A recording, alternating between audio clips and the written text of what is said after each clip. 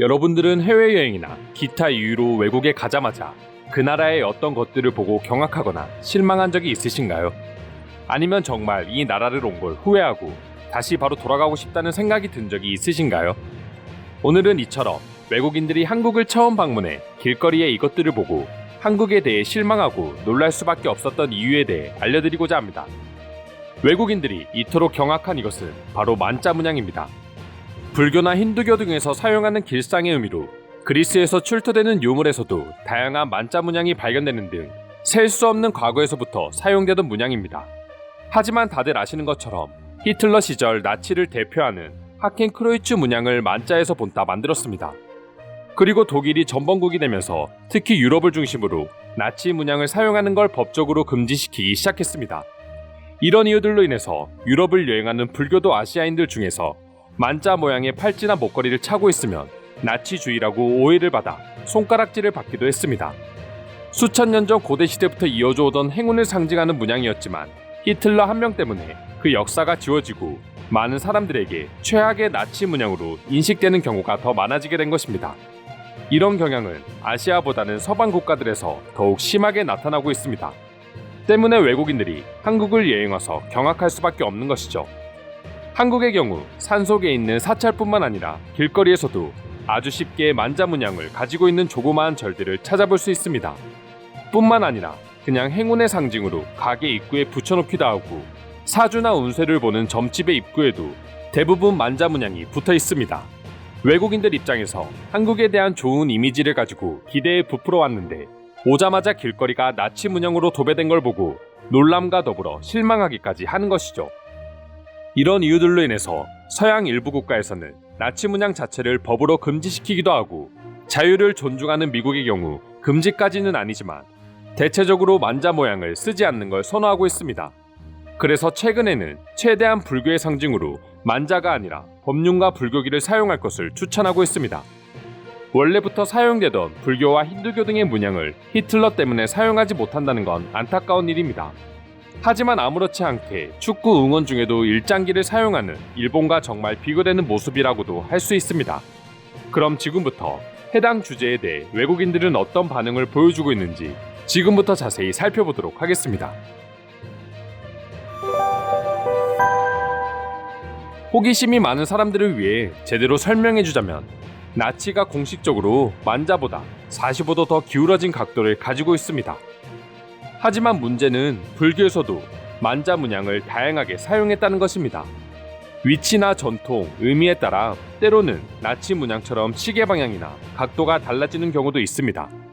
때문에 불교의 만자와 나치의 만자가 완전히 다르다고 표현하기에는 어려움이 있습니다. 할머니 집 입구에 만자가 있었다. 예전에는 불교를 믿는 집에서는 흔히 볼 수 있는 것이었고 입구에는 모두 하나씩 있었다. 그리고 독일 친구 한 명이 처음으로 이곳에 아내와 함께 방문한 적이 있다. 나는 아직도 그녀가 우리는 나치 지지자라고 생각하고 집에 발을 들여놓지 않았던 것을 기억한다. 우리는 계속해서 만자의 역사를 책을 통해 설명해야 했다. 그때는 인터넷도 없었기 때문이다. 더 충격적인 걸 말해주자면 한국에는 히틀러 테크노바와 히틀러 칵테일바가 있었다. 아마 내가 세상에서 본 가게 이름 중 가장 대담한 이름일 것이다. 한국은 아니지만 일부 아시아 국가에서는 히틀러 동상이나 인형을 구입할 수 있습니다. 한국은 제발 그런 나라가 아니길 바랍니다. 한국을 너무 나쁘게 생각하지 마. 네팔이나 스리랑카, 인도에서는 거의 모든 곳에서 이 문양을 볼 수 있어. 불교와 힌두교 모두 아주 좋은 의미로 사용하고 종교 의식에서도 사용하는 건전한 문양이야. 아직도 많은 서양인들이 한국에서 볼 수 있는 저 문양과 달리 나치의 것은 45도 회전한다는 것을 깨닫지 못하고 있어. 방금 구입한 집에 알고 보니 나치 문양이 있었던 걸 발견한 날을 상상해보세요. 다행히 좋은 소식이 있다면 이 집은 1925년에 지어졌기 때문에 나치가 생겨나기 이전이라는 것입니다. 지난 여름 서울에 있을 때도 같은 생각을 했었어. 건물 옆에 있는 97개의 아주 커다란 만자 문양을 보고 경악할 수밖에 없었지. 제가 일본에 갔을 때도 이걸 본 기억이 납니다. 하지만 제가 봤던 만자 문양은 골목길에 숨어 있어서 훨씬 더 불길하게 느껴지긴 했습니다. 하지만 좋은 점은 한국에서 1년 정도 생활하면 전혀 신경 쓰지 않는다는 것입니다. 우리는 3과 2의 차이점을 크게 인식하지 않듯이 말입니다. 많은 만자가 히틀러가 1938년부터 월드 투어를 갔을 때부터 시작됐다.